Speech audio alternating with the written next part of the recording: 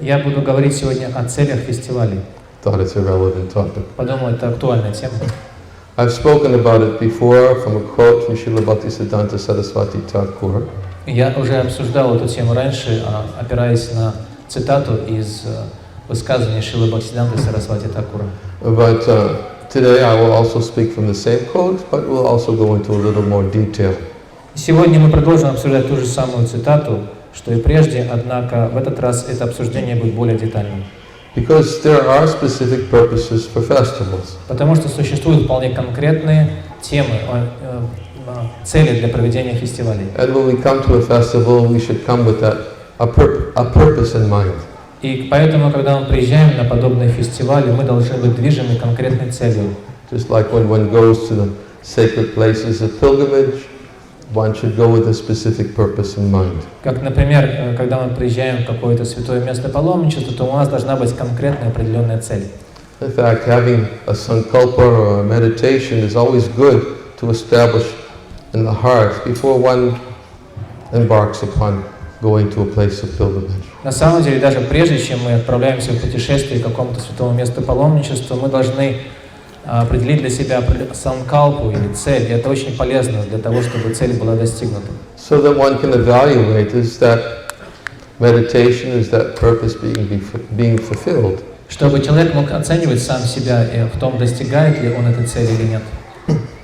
And therefore, if it is being fulfilled, then we can understand that we've made some progress by attending a festival or by going to a place of pilgrimage. Если мы приближаемся к достижению нашей цели, то можно сказать, что наша поездка на фестиваль или Святую Даму стала плодотворной. Because progress is something that each and every one of us needs to feel in spiritual life.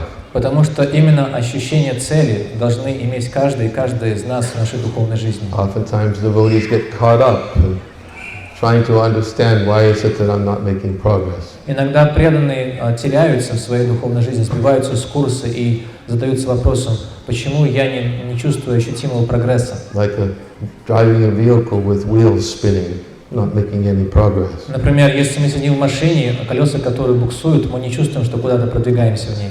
And we know that there are many obstacles that obstruct us and prevent us from making progress along the path of devotional service.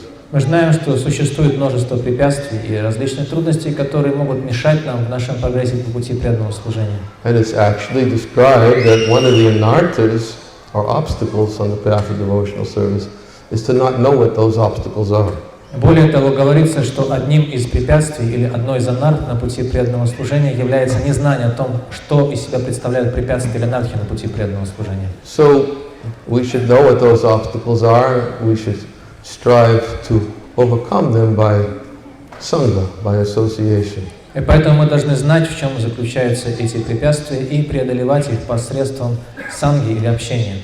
And obviously that is one of the fundamental purposes that Srila Bhaktivinoda Saraswati Thakur explains is the purpose of the festival is to offer Vaishnava Sangha. И именно это, очевидным образом, является одной из главных целей проведения фестиваля в описании Шрилы Бхактивиданты Сарасвати Тхакура. Он говорил, что фестивали предназначены в первую очередь для того, чтобы получить сангу вайшнавов или общение с ними. So we should know what association is. И поэтому мы также должны знать, что такое общение. What does it mean to associate? Что значит общаться? And that's what Srila Bhaktivinoda Saraswati Thakur will speak about here in this reference that we will speak from. Именно об этом и говорит в той цитате, которую мы сейчас приведем, Шрила Бхактивиданты Сарасвати Тхакура, цели общения. And we will also go into a further or more deeper elaboration also quoting from Srila Bhaktivinoda Thakur about Sangha association and even Lord Chaitanya himself. И мы дальше будем развивать эту тему, приводя ссылки на высказывания Шрилы Бхактивинода Тхакура, который подробно объясняет, что такое санга или общение, и также будем ссылаться на самого Господа Чайтанью Махапрабху. Because when actual sangha takes place as the result of such sangha, then one actually feels lightened, like the heavy load, the heavy burden that one is carrying is actually being lightened as one is actually feeling himself making some progress. Но когда мы по-настоящему правильным образом общаемся с вайшнавой, получаем эту сангу, то человек чувствует, как будто огромный нож падает с его плеч, он чувствует облегчение, и начинают испытывать подлинный духовный прогресс. And Sangha is something that's required at every stage of devotional service. И на любом этапе нашего преданного служения мы нуждаемся в санге или общении. Дорогие преданные, пожалуйста, если можно, успокойте детей. Очень отвлекает. From the beginning stage of Shraddha all the way to Prema, pure love of Godhead, a devotee is actually, in varying degrees, he knows how to benefit from Sangha. И с самого начала своего духовного пути с уровня Шрады вплоть до уровня премы, чистой любви к Богу, преданный должен понимать, какое благо он испытывает от санги, как его получить. Even those established in the most exalted platform of pure devotional service, they derive great satisfaction in Sangha.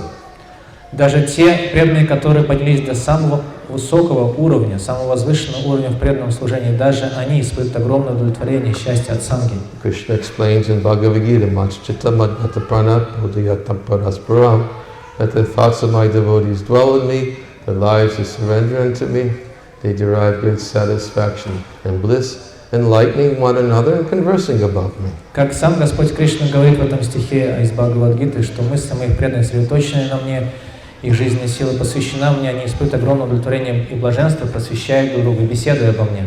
So at every stage of devotional service, beginning from Shraddha all the way to pure love of God, Sangha is an essential ingredient. И на любом этапе преданного служения, начиная со Шрады и вплоть до уровня премы, чистой любви к Богу, санга с преданными является необходимым, важнейшим элементом нашего прогресса. Therefore, we should know what is Sangha and what is not Sangha. И поэтому мы должны различать сангу и не сангу. Even Lord Chaitanya says, Asat Sangha Tyaga, e Vaishnava Acha. Именно поэтому Господь Чайтанья сам говорит асат санга тяга, е вайшнава ачар. Lord Chaitanya has given the criteria of that Asat Sangha, we should give up the association of Asat. Господь Чайтанья Махапрабху говорит в этой цитате, что мы должны порвать с асад, с общением с тем, что не является асад. Because there's two types of Sangha, Sat Sangha and Asat Sangha. Потому что есть два типа санги, есть санга сад и санга асад. So we should know what Asat Sangha is also. Поэтому мы должны ясно понимать, что такое асад санга. Because unless we discriminate, and we will not be able to make a distinction between what is Asat Sangha and Sat Sangha. Потому что если мы не научимся различать одно от другого, мы не научимся выбирать правильно между сангой и асад сангой.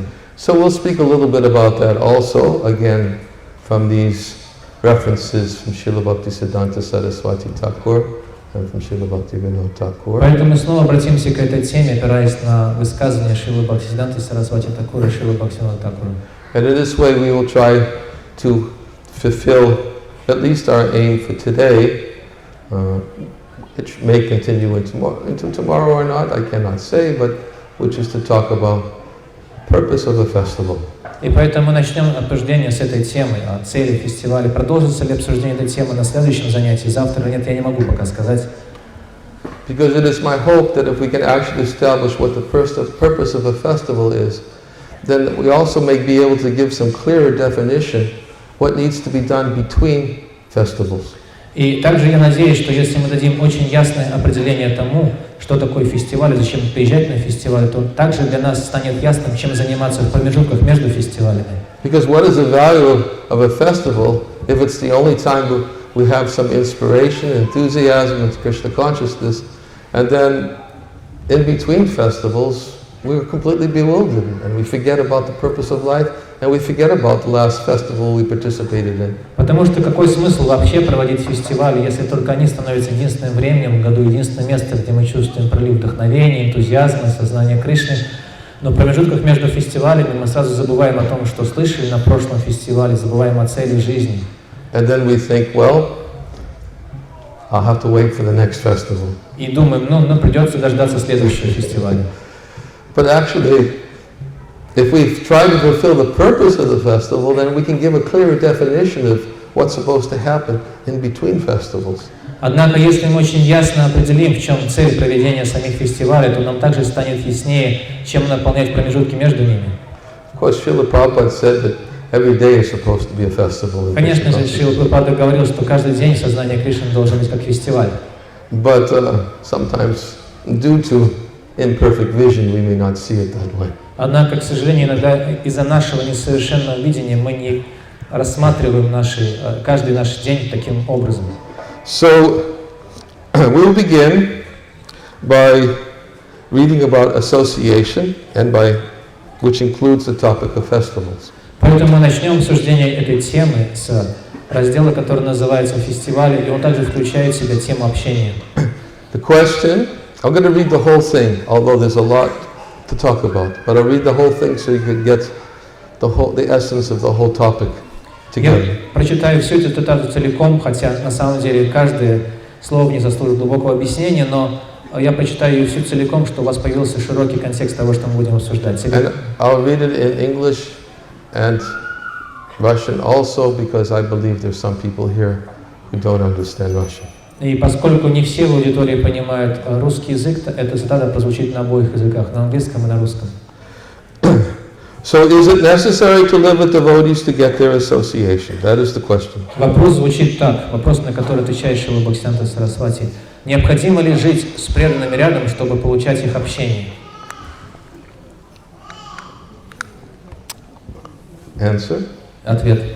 Certainly association with devotees is essential. Разумеется, общение с преданными в высшей степени необходимо.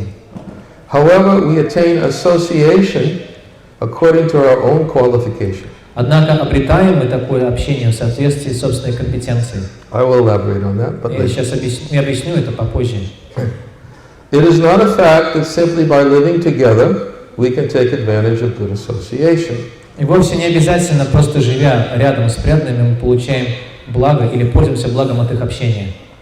And it is true that we can associate with devotees even when we live at a distance from them. И с другой стороны, также правда, что мы можем общаться с преданными, живя на большом расстоянии от них. Association does not necessarily mean living in the same room.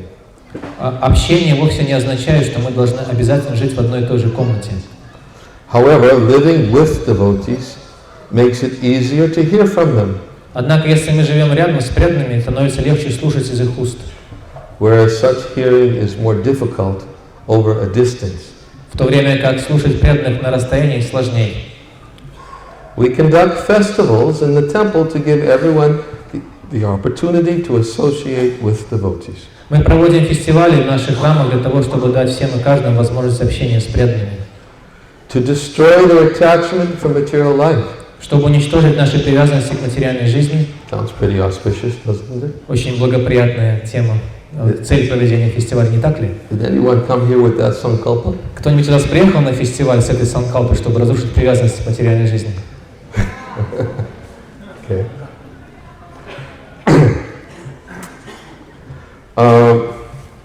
To display compassion for all living entities. Также, чтобы явить сострадание ко всем живым существам.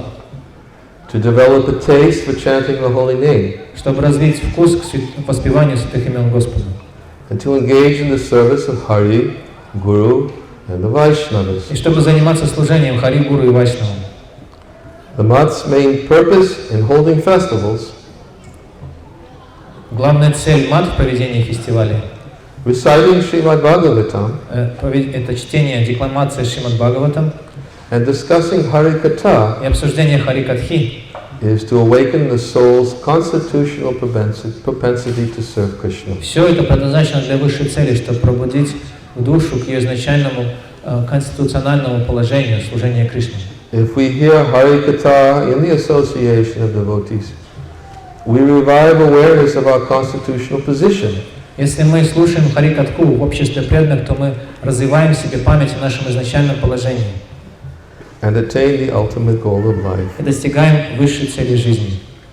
Devotee is saintly. Преданные — это святые. He is neither a material enjoyer nor a dry renunciant. Преданные не являются ни тем, кто пытается наслаждаться материальными вещами, ни проявлять к ним сухое отречение. By associating with saintly devotees, we can understand that just as material enjoyment is sinful, the path of dry renunciation is also sinful. Если мы общаемся с такими святыми преданными, то мы можем понять, что точно так же, как греховным является путь материальных наслаждений, таким же греховным является путь сухого отречения. Confused about what to do, the pseudo-renunciants adopt the path of renunciation. И такие люди, живущие в ложном отречении, сбитые с толку относительно своей цели жизни, пытаются развить это сухое отречение. Being attached or simply detached from the material world are both signs of aversion to the Supreme Lord. И привязанность к материальному миру и просто отречение от материального мира являются двумя сторонами одного враждебного отношения к Верховному Господу. Unless we give up these forms of aversion, material enjoyment and dry renunciation, we cannot attain complete shelter in devotional service. Мы не сможем обрести полного прибежища в преданном служении, пока не расстанемся с обоими сторонами ненависти или неприязни к Верховному Господу, материального наслаждения с одной стороны и сухого отречения с другой. If we fail to understand the meaning of pure devotional service, we will end up either as material enjoyers or dry renunciates. Если нам не удастся понять цель чистого преданного служения, то мы станем либо теми, кто живут ради наслаждения материи, либо теми, кто живут ради сухого отречения. That is the end. Это конец цитаты. The reference. So, Srila Bhaktisiddhanta Saraswati Thakur begins by saying association with devotees is essential. Шрила Бхактиведанты Сарасвати начинает ответ на этот вопрос с утверждения, что общение с преданными в высшей степени необходимо. However, we attain association according to our own qualification. Однако обретаем мы такое общение в соответствии с уровнем нашей компетенции. I would like to read something in this connection because sometimes devotees ask this question: what does it mean to be qualified for association? И я здесь в этой связи хотел бы прочитать одну цитату, потому что очень часто преданные задают вопрос: а что значит удостоиться общения или стать компетентным или квалифицированным для общения? I thought that Vaishnavas are very merciful and they give their association to anyone without discriminating. Я же думал, что вайшнавы очень милостивы, поэтому щедро дают свое общение всем, не проводя между людьми никаких различий в этом. In fact, analogy is given that the rain doesn't make any discrimination when then it pours. The rain is poured on the land and it's poured on the stone, even though the stone cannot benefit. И в этой связи приводится аналогия с дождем, который может проливать, не проводя никаких различий, воду своих облаков на землю, а также на камни, на каменистую пустыню, хотя камни не получают никакого блага от струек дождя. So if we understand that Vaishnavas are very merciful, that they actually give their association to everyone without discrimination, then why do I need to be qualified for association? Если мы считаем, что вайшнавы настолько милостивы, что даруя свое общение, не проводят никаких различий между людьми, которые его получают, то зачем мне пытаться удостаиваться его? In fact, in one lecture, in the verse Vishushal Shanadanasya Vasudeva Kataruchi Sanmayat Sevaya Vipra Punyatirtha Nashevana. It's a verse from the first canto of Srimad Bhagavatam. На самом деле в одной лекции по этому стиху из первой песни Шримад Бхагаватам Шушушов Шададханасья, where it is stated that by serving devotees who are freed from vice, great service is done, and by that service one develops an attraction to hearing the messages of Vasudeva. в котором говорится, что служа преданным, лишенным порока, человек совершает великое служение, потому что благодаря такому служению он развивается для склонности слушанию послания Господа Васудевы. And while Prabhupada was speaking on that verse, he actually emphasized a very strong point. He says, I have given you your qualification. И в своей лекции по этому стиху Шрила Прабхупада сказал, что на самом деле я дал вам всю необходимую квалификацию для этого. In other words, he understood that previously he had come into contact with many unqualified persons. Потому что он сам понимал, что встретился с огромным количеством неквалифицированных для этого людей, Who previously knew absolutely nothing about what is devotional service. которые вообще никакого представления не имели о том, что такое чистое преданное служение. Who is Krishna? Кто такой Кришна? Knew absolutely nothing. And Prabhupada said, I've given you your qualification. I even gave you the qualification to associate. И Шрила Прабхупада поэтому сказал, поскольку эти люди вообще ничего не знали о преданном служении, Прабхупада сказал в этой лекции: «Я дал вам ту необходимую квалификацию, чтобы вы могли приступить к процессу преданного служения». And Vishwanath Chakravarti Thakur also speaks about that in Madhurya Kadambini, where he says faith is awakened in two ways. И Шрила Вишванатха Чакраварти Такур в Мадхурья Кадамбини также говорит о том, что вера в преданное служение пробуждается двумя способами. It's awakened by having come in contact with devotional service in the previous life. One is very naturally awakened. Very naturally awakened in this life. Один из способов — это вера, которую развивает в себе человек естественным образом в этой жизни к преданному служению, благодаря тому, что уже соприкасался с преданным служением в своей прошлой жизни, поэтому естественно привлекается им в этой. And it's also awakened by the forceful preaching of a Vaishnava. И также второй метод — это вера в преданное служение пробуждается благодаря очень сильной проповеди вайшнава. He says that these are the two ways that faith in scriptures is awakened in the heart of the living entity. Это два способа, благодаря которым, говорит Вишванатха Чакраварти Такур, вера в Священное Писание пробуждается в сердце живого существа. So of course, once faith is awakened, that needs to stay awake. Разумеется, когда вера пробуждается, она должна оставаться пробужденной. And in order for the faith to stay awake, it requires sangha, association. А вот для того, чтобы поддерживать веру пробужденную, необходимо санга или вайшнавское общение. So anyways, the point that we are making is that Srila Prabhupada said in that lecture that I have given you the qualification. Но суть в том, что в этой лекции Шрила Прабхупада сказал, что я дал вам всю необходимую квалификацию. Meaning that even though he came in contact with persons who previously had no understanding whatsoever what is bhakti, but on the strength of his preaching, they became qualified to take advantage of his association. Имея в виду, что хотя он обращался к людям, которые вообще не имели никакого представления о бхакти, благодаря очень сильной, могущественной проповеди Шрилы Прабхупады, эти люди стали достойны его общения. Of course, Prabhupada has also made certain statements to the effect that devotees in our movement had previously they were associates with Lord Chaitanya, and they've come back to assist in the spreading of Krishna consciousness. Разумеется, Шрила Прабхупада делал также и другого рода утверждения, например, утверждение о том, что преданные движения сознания Кришны раньше были спутниками Господа Чайтаньи, поэтому явились сюда для того, чтобы помочь ему в его миссии.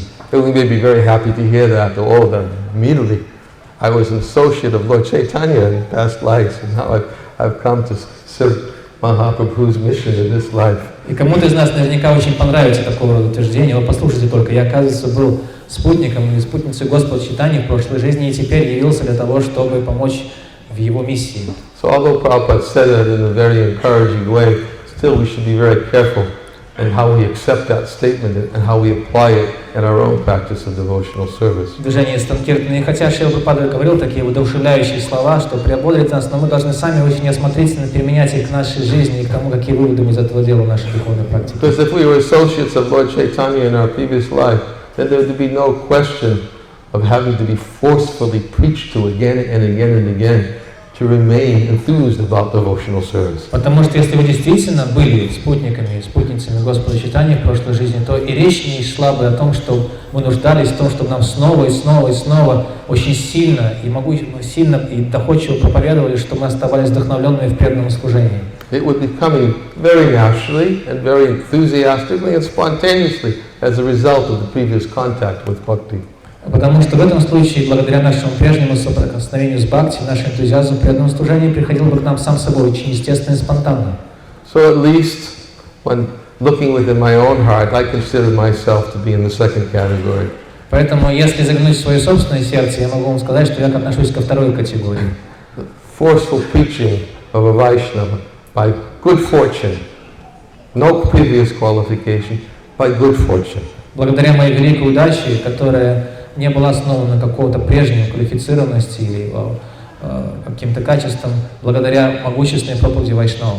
And if I have any qualification whatsoever, it's because my spiritual master came on behalf of Chaitanya Mahaprabhu to deliver the most fallen. Если у меня есть вообще какое-то качество, которое заслужило такую милость, это то, что мой духовный учитель пришел от имени и представляя Чайтанья Махапрабху, чтобы спасти самых падших. I can make that claim. Вот я могу сказать это, утверждать это. Although not to be the most fallen, because Prabhupada said we should not think ourselves to be the most anything. Я не могу, правда, при этом назвать себя самым падшим, потому что Шрила Прабхупада запрещал нам говорили себе как о самых что-либо вообще. then we'll become proud of being the most fallen. Потому что в этом случае мы станем гордиться тем, что мы самые падшие. And then we'll start competing with everyone, saying, no, I'm the most fallen, no, I'm the most fallen, no, I'm the most fallen. И начнем состязаться, соперничать с другими в том, кто самый падший. Я самый падший, нет, я самый падший, нет, я. And out of pride, we'll be competing for that most exalted position of being the most fallen. И в нашей гордыне мы будем состязаться за право занять это самое возвышенное положение самого падшего. Which is another indication of our fallen position. Что является еще одним симптомом нашего падшего состояния. But we can claim, at least speaking for myself, yes, by good fortune, this fallen, conditioned soul was able to develop some qualification by association with a Vaishnava. Ну, по крайней мере, я могу сказать о себе, что это падшее, обусловленное живое существо, благодаря общению с Вайшнавом, смогло развить в себе какие-то качества.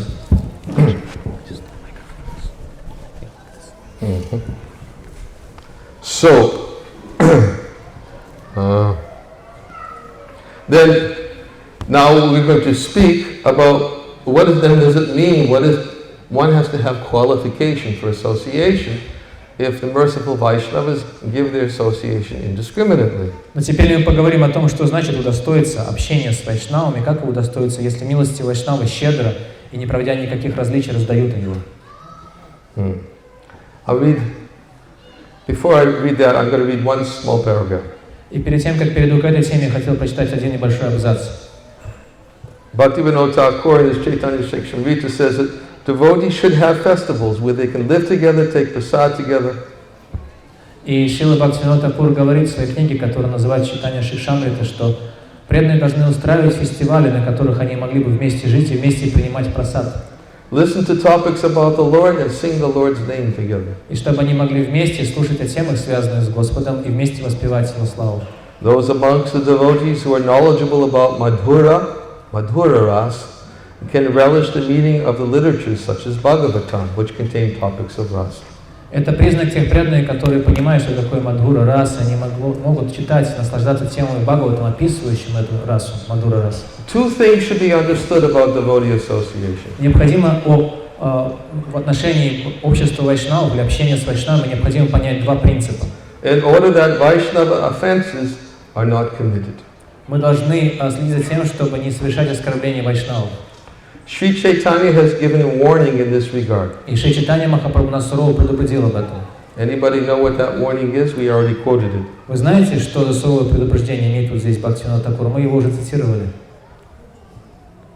Can anyone quote the verse? Кто-то может вспомнить стих, в котором это предупреждение звучит? Satsanga Tyaga e Vaishnava Archa Sri Sangi Eka Sadhu Krishna Bhakta Ara. Lord Chaitanya has given warning in this verse. Господь Чайтанья в этом стихе обращается нам со словами предупреждения. Satsanga Tyaga. This is Lord Chaitanya's warning. Это предупреждение Господа Чайтаньи Махапрабху. He says that devotees, the Vaishnava is one who gives up association with ordinary people. Он говорит в этом стихе, что вайшнав, преданный, это тот, кто порывает общение с обычными людьми, мирскими людьми. Common people are generally very attached, have very strong material attachments, and are also attached to enjoyment with the opposite sex. Потому что обыкновенные мирские люди имеют очень много сильных мирских привязанностей, и особенно очень сильно привязаны к общению с противоположным полом. A Vaishnava should also give up the association of those who are not devotees of Krishna. И также вайшнав должен порвать общение с теми, кто не является преданными Кришны. So Lord Chaitanya specifically states this in his teachings to Rupa Goswami. И Шри Чайтанья Махапрабху говорит об этом в своих наставлениях Рупе Госвами.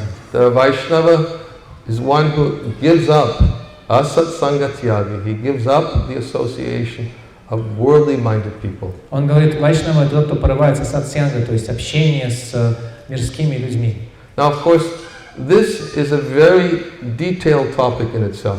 Но, разумеется, сама по себе эта тема уже требует достаточно детального обсуждения. And I could give a whole seminar just on this topic of what does it mean to associate with non-devotees. Я могу прочитать целый семинар на тему, что означает общение с непреданными.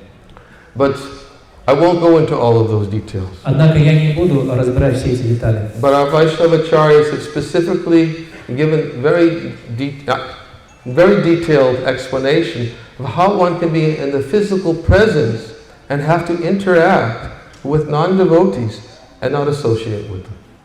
Но в то же самое время вайшнавские ачарьи дали нам очень подробные и глубокие наставления на тему о том, как же можно оставаться в непосредственной географической близости к непреданным и даже общаться с ними, но при этом общение как такового не совершать, не вступать с ними в общение. It's a science. Это наука. As soon as we hear asat sangha tyaga e vaishnava archa, then we begin to think, how do I give up the association of non-devotees? Потому что как только мы слышим такое утверждение асат санга тьяга и вайшнава ачарья, что нужно порвать общение с непреданными, то мы начнем задаваться вопросом, как я вообще смогу перестать общаться с непреданными. In fact, I'm sure that as soon as I said that, in some minds, people were thinking, well, how to give up the association of non-devotees? Я уверен, только сказал я эту фразу несколько секунд назад, как наверняка в умах некоторых присутствующих зародилось сомнение, как я смогу порвать общение с непреданными? Because many people, especially householders, they have to be in physical proximity, they have to exchange in different ways,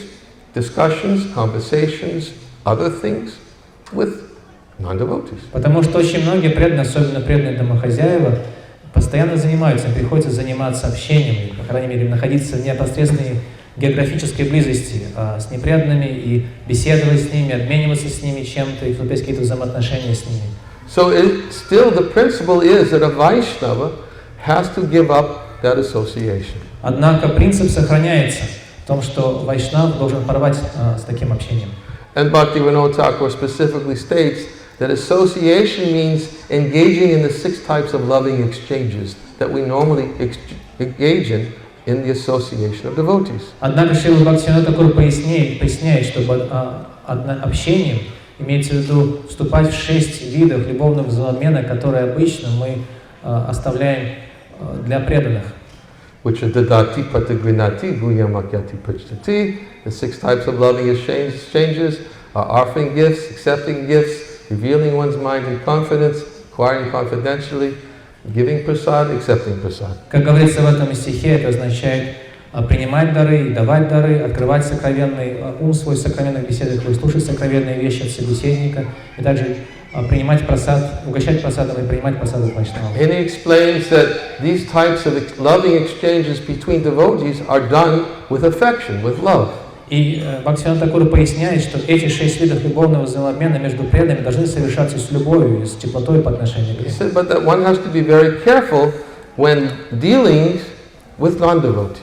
Однако Шрила Бхактивинода Тхакур говорит, необходимо очень осмотрительно подходить к своим взаимоотношениям с непреданными. And one has to distinguish between these types of exchanges which are done out of love and these types of exchanges which are done out of duty. Такого рода, и он поясняет, что нужно проводить различия между такого рода взаимообменом, который совершается из чувства любви, и такого рода взаимообменом, который совершается из чувства долга. And if he knows how to make the distinction between out of love and out of duty, then even though he may have to be physical proximity of non-devotees, and even though he may have to exchange in various ways, he doesn't dissociate. И такой человек, который научился проводить различия между взаимоотношениями из чувства любви и из чувства долга, даже если он находится в непосредственной близости с непреданными и с материалистами, даже если ему приходится вступать с ними в какой-то взаимообмен, то он не будет таким образом заниматься отношениями с ними. Because he doesn't accept their non-devotee association. Не будет подвергаться их воздействию их общения, потому что в этом случае он не будет общаться с непреданными. He's very careful to make a distinction. Он очень осмотрительно подходит к этой разнице. But he's always respectful. Но он всегда сохраняет уважение к другим. Because a living entity has to be, a devotee has to be respectful to all living beings. Потому что преданный должен проявлять уважение к каждому живому существу. But he has to know how to offer respects too. И он должен научиться правильному выражению почтения. These points will also be discussed. И эти темы также мы будем обсуждать. How to be respectful in the association of devotees, and how to be respectful for those who are really, they're like not really devotees, but they have certain external qualities that look like devotees. Как проявлять уважение по отношению к преданным, а также как проявлять уважение правильно по отношению к тем, кто по большому счету преданными не является, однако проявляет какие-то признаки, которые могут сойти за признаки вайшнава. Maybe they wear kanti mala and tilak. Может быть, даже они носят кантхимала и тилок. Maybe they shave their heads. Может быть, даже бреют головы. Have shika. И у них шитки. Maybe they wear Vaishnava dress. Может быть, некоторые из них одеты в одежды вайшнавов. But it's not necessarily the criteria for being a devotee. Но сами по себе эти внешние признаки еще не являются критерием, по которому мы отличаем преданного. Still, we should offer respect. Но тем не менее, мы должны выражать свое почтение. But the offering of respect may not necessarily be the same respect that we offer to somebody who's in a more advanced platform of devotion. Однако уровень выражения нашего уважения по отношению к таким людям будет сильно отличаться от уровня уважения по отношению к тому, кто по-настоящему поднялся на уровень преданного служения. A Vaishnava offers respect to all living beings. Вайшнавы оказывают почтение всем живым существам. Certainly he should offer respect to somebody who is not, who may be in the dress of a devotee, but may necessarily his behavior may not be consistent with a devotee. You mean he's aggressive towards the devotee? He may be, no, his behavior may not be consistent with the behavior of a devotee. In the dress of a dress. Yeah, not aggressive. Dress. И, разумеется, мы должны также иметь определенные, должны знать, как проявлять уважение по отношению к человеку, который одет как вайшнав, но при этом его поведение может не соответствовать кодексу вайшнава. So in other words, we have to really know how to discriminate in our association. То есть мы должны научиться проводить различия в кругу нашего общения. And therefore, Lord Chaitanya makes the statement, Asat Sangha Tyaga, a Vaishnava has to give up the association of worldly people and people who are not interested in Krishna consciousness. И поэтому Господь Чайтанья говорил, что вайшнав должен отринуть общение с людьми, обладающими мирским складом ума и с людьми, которые не являются преданными. And Lord Chaitanya also says what happens when we associate with worldly people. И Господь Чайтанья также говорит, что происходит в том случае, когда мы общаемся с мирскими людьми. Same instructions to Rupa Goswami.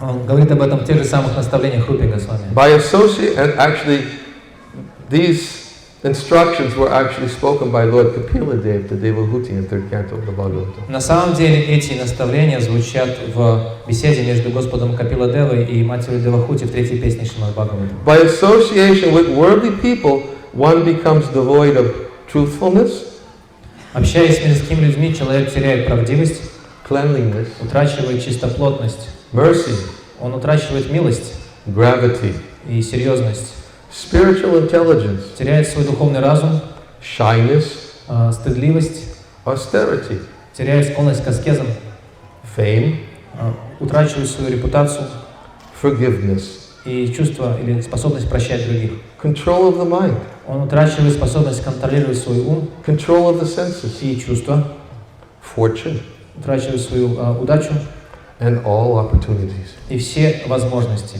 также утрачивает. I mean, it's serious. Это серьезные вещи. By association, this is Lord Chaitanya speaking to Rupa Goswami. He's quoting Lord Kapila Dev. Господь Чайтанья в своей беседе с Рупой Госвами, давая ему наставление, ссылается на слова Господа Капила Дева. Because Lord Kapila Dev in the third canto of the Bhagavatam, he also gives very clear references as to who are materialistic devotees. Потому что в третьей песне Шримад Бхагаватам Господь Капила Дева в своих наставлениях очень ясно описывает, кто является такими материалистичными преданными. Then he actually helps us to understand what are the characteristics of a prakrita bhakta, a materialistic devotee. И он дает нам очень ясное определение пракрита бхакти или материалистичного преданного. So the point is that we avoid their association with the materialist part, but we still offer respect.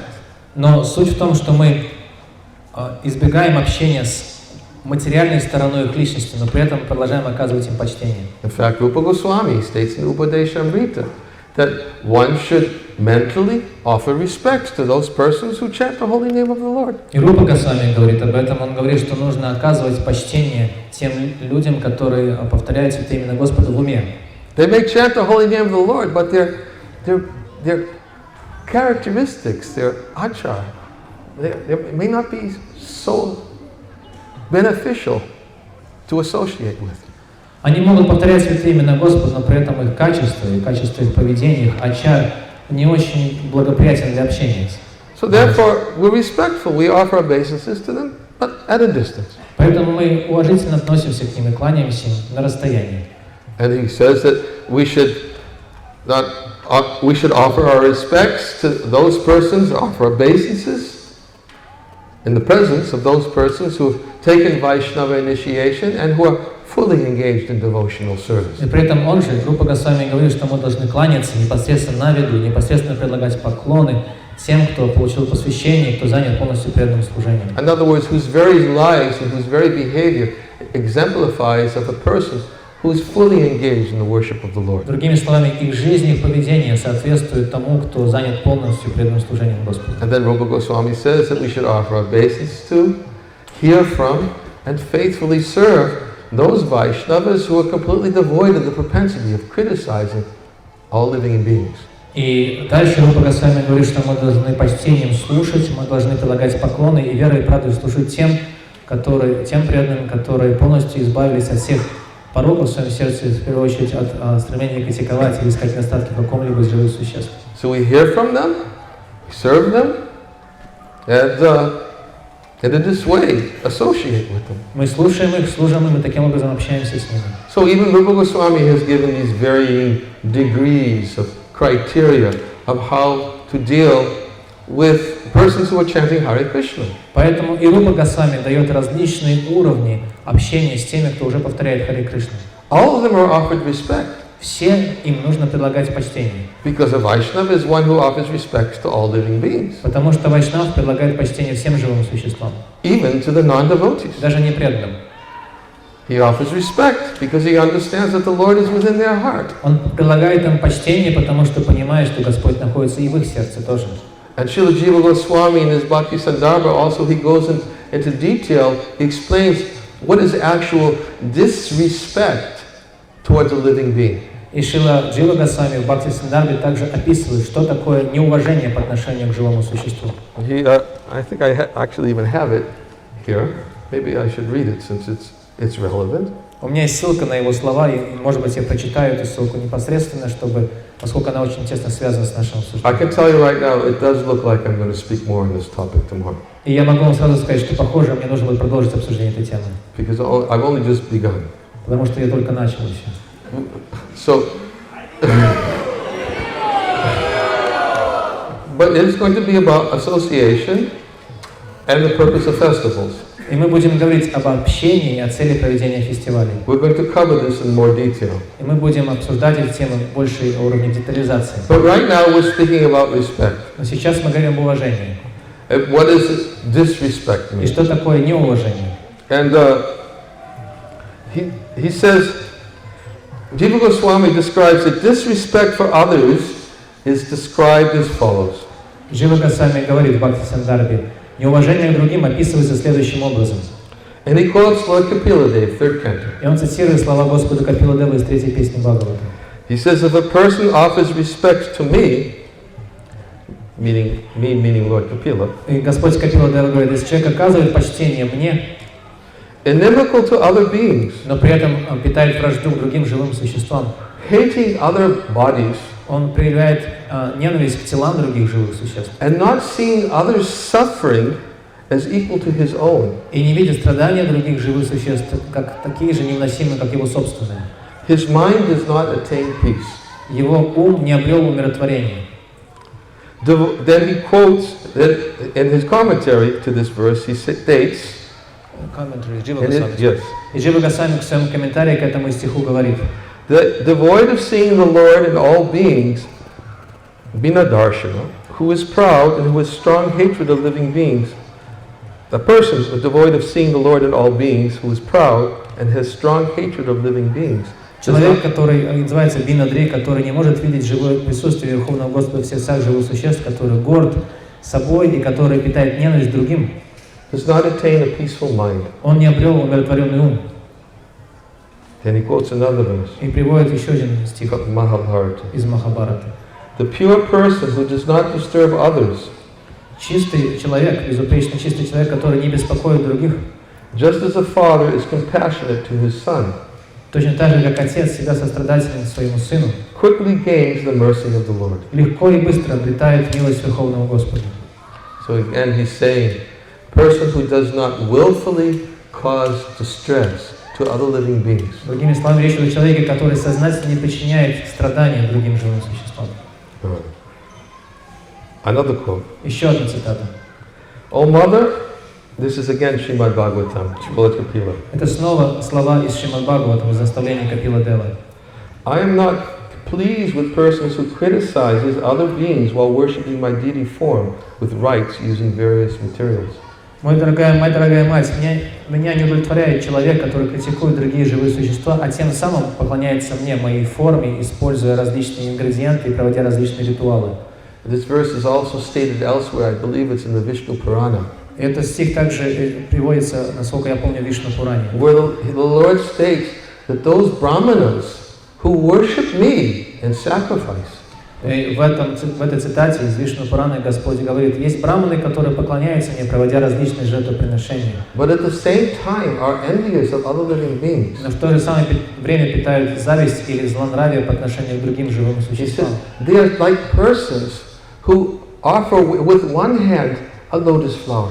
Они уподобляются человеку, который одной рукой предлагает цветок лотоса, and in the other hand they have a club and they hit me over the head with it. Мне предлагают цветок лотоса, а другой рукой бьют меня дубиной по голове. And he says that such persons who do not respect other living beings can never attain devotional service. И такой человек, говорит Господь, который не уважает другие живые существа, никогда не обретет преданное служение мне. He says their method of worship leads them only to suffering. Их метод поклонения приводит их только к страданиям. This is a quote from Vishnu Purana. Это цитата из Вишну Пураны. So he says the same thing. They claim to worship me, but they don't see me in the hearts of other living beings. Здесь говорится то же самое. Они заявляют, что поклоняются мне, но при этом не могут видеть меня, разглядеть меня в сердцах других живых существ. And therefore, because Jiva Goswami even states they don't see their suffering as their own suffering, they think that, well, let them suffer. И они не только не видят страдания других как свои собственные, как говорит Джива Госвами, они даже думают, пусть они страдают. And I will contribute to their suffering. И я им в этом помогу. How do they contribute to their suffering? И как они будут помогать им в страданиях? Jiva Goswami goes on to quote another verse from 11th canto. И Джива Госвами приводит еще один стих из 11-й песни Бхагавата. This is a verse spoken by Krishna to Uddhava. Этот стих произносит Господь Кришна в беседе с Уддавой. He says, sharp arrows which pierce one's chest and reach the heart. В этом стихе Господь Кришна говорит Уддаве, что острые стрелы, которые вонзаются в грудь человека и пронзают его сердце, do not cause as much suffering as the arrows of harsh, insulting words spoken by materialists. Не причиняют человеку таких же страданий, какие ему причиняют острые стрелы грубых и оскорбительных слов, произносящиеся материалистами. That become lodged within the heart. Эти стрелы слов, острых и оскорбительных слов, застревают в сердце. And Jiva Goswami says this type of suffering of an arrow that gets lodged in the heart is even more painful than another arrow that pierces the heart. И Джива Госвами говорит, что вот эти стрелы таких грубых слов, которые застревают в сердце и остаются там, причиняют гораздо больше страданий, чем просто обычные стрелы, которые сердце лишь протыкают. He says harsh words are worse than arrows, not the opposite. И Джива Госвами говорит, именно такие грубые, резкие слова хуже, чем стрелы, а не наоборот. Thus, Lord Kapila Dev mentions criticism after the arrows. Именно поэтому Господь Капила Дева упоминает критику в адрес других после упоминания о стрелах. So all these quotes are given by Jiva Goswami as the symptom of disrespect for other living beings. И все эти цитаты, которые приводит Джива Госвами, описывают признак неуважения к другим. Now, of course, sometimes it may be necessary to criticize. Хотя, конечно же, иногда необходимо использовать слова критики в адрес других. And we have given this in great detail in Srila Bhaktivinoda Thakur's explanation of speaking about others in Bhakti Loka. И Шрила Бхактивинода Тхакур очень подробно объясняет, когда это оправдано, необходимо, объясняя это в своей книге Бхакти Лока, говоря о том, когда можно обсуждать других. And Bhaktivinoda Thakur gives three examples. Шрила Бхактивиданта Такур приводит 3 примера. Why sometimes it may be necessary to speak out in criticism of others. Примера ситуации, когда необходимо обращать в адрес других слова критики. He says the first example is when the criticism is made in a very broad, general way. Первый пример, который приводит Бхактивиданта Такур, это критика общего порядка или общего качества. The second is when it's made about a particular person without naming the person. Второй пример – это когда мы говорим о ком-то конкретном, но при этом не называем этого человека по имени. And the third is when it's made about a particular person and even naming the person. А третий пример – это когда мы говорим о конкретном человеке и называем этого человека по имени. But who is it made by? Но кто имеет право говорить эти слова? Bhaktivinoda Thakur clearly states sometimes when the spiritual master is instructing his dependents, he has to make a statement to point out what is wrong. Иногда, говорит Бхактивиданта Такур, когда духовный учитель дает наставления своим ученикам, в своих наставлениях ученикам он должен указать на примеры дурного или неправильного поведения. Otherwise, his instructions may not be completely clear. Потому что в противном случае его наставления могут не стать окончательно и полностью ясными. And it uses the example of the verse in the Bhagavatam, 2nd canto, that of envious householders who spend their day working hard and nights in sex enjoyment. И он приводит в качестве примера слова из второй песни Шримад Бхагаватам о завистливых домохозяинах, которые свои дни проводят в поте лица своего трудясь, а ночь проводят в чувственных наслаждениях в половой жизни. So he quotes Shukadeva Swami. This is the criticism made in a very general way about who are envious householders. Это слова Шукадевы Госвами Бхактивиданта Такур приводит их в качестве примера такой общей критики в адрес таких завистливых домохозяек. And then he uses Lord Chaitanya when he spoke out and about a particular person without naming them. Затем он приводит пример Господа Чайтаньи, который говорил о ком-то конкретном, но при этом не называл его по имени. He said, Lord Chaitanya said, I cannot tolerate a person who's accepted the renounced order of life, but then associates intimately with a woman. Господь Чайтанья в этих словах говорит: я не могу видеть человека, который принял отреченный уклад жизни, поэтому и при этом наедине общается с женщинами. He said, I cannot even control my mind when I think of somebody who behaves in this way. Мой ум мне не подчиняется, говорит Господь Чайтанья, когда только думаю о человеке, который так себя ведет. I become so disturbed. Поэтому мне так это беспокоит и так волнует. He was instructing his followers about the dangers of association in the renounced order of life. Так меня огорчает. Он таким образом этими словами предупреждал преданных об опасности такого поведения в отреченном укладе. Although he didn't give a name of the individual. Но при этом он не назвал того, о ком он говорил по имени. But for those who read the pastime in Chaitanya Charitamrita, it's obvious who he was speaking about. Но те, кто читает эту историю из Чайтаньи Чаритамрити, очевидно понимают, о ком идет речь. And then sometimes, spiritual master has to actually speak about the behavior of a person and actually name them, such as Shukadeva Goswami, as he named the qualities and characteristics of King Vena. И иногда в третьей ситуации духовный учитель бывает вынужден не только говорить, ссылаться на дурное поведение и предосудительное поведение других, но называть этих людей по имени. И в качестве примера используется Шукадева Госвами, который описывал такое дурное поведение царя Вены и описывал его качества. So under the circumstances, the spiritual master or spiritual leader, whoever it may be, who is speaking in this way, is doing it in a way to instruct his dependents. И вот в этих ситуациях, во всех трех, духовный учитель или какой-то духовный лидер, который дает наставления своим подопечным, дает им определенные примеры. To make his instructions understandable. Приводит эти примеры для того, чтобы его наставления лучше дошли до тех, кто их слушает. And that is how one can criticize in a way that's always for the benefit of the individuals hearing them. Вот в этом случае допустима критика, когда она служит благу тех, кому обращены эти слова. But there's no justification.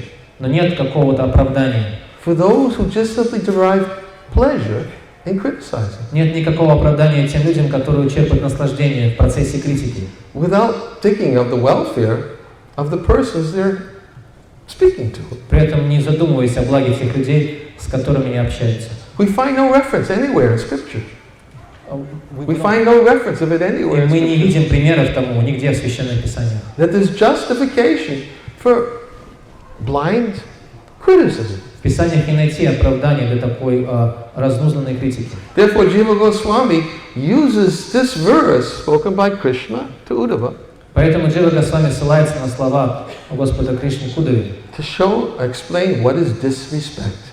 в которых этими словами иллюстрирует, что такое неуважение. He says the sharp arrows of insulting words that pierce the heart and become lodged in the heart are more painful than sharp arrows which pierce the heart.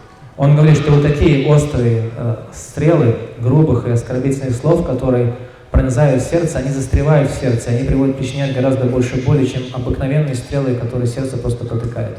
So we should know how to respect all living beings. Поэтому мы должны научиться уважать каждое живое существо. And there'll be more on that topic tomorrow. I believe my time is up. И время мое подошло к концу, мы продолжим эту тему завтра. And we will continue with the other topic as well. И мы также продолжим обсуждать другие темы завтра. Thank you for coming. Большое спасибо, что вы пришли. I hope I gave some of you a reason for coming tomorrow. Я надеюсь, что, по крайней мере, кому-то из вас я дал некоторые основания пойти на наше обсуждение завтра.